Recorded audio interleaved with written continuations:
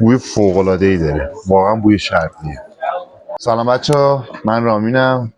این دفعه اومدیم براتون از چیز جدیدی از شرکت CFF می‌خوایم نشونتون بدیم که یه فرپس 50 یه عطر چوبی ادویه‌ای دودی و شرقی، بوی گرم و مردونه، فوق‌العاده شیک، مخصوص آدمای شیک و خاص‌پسند.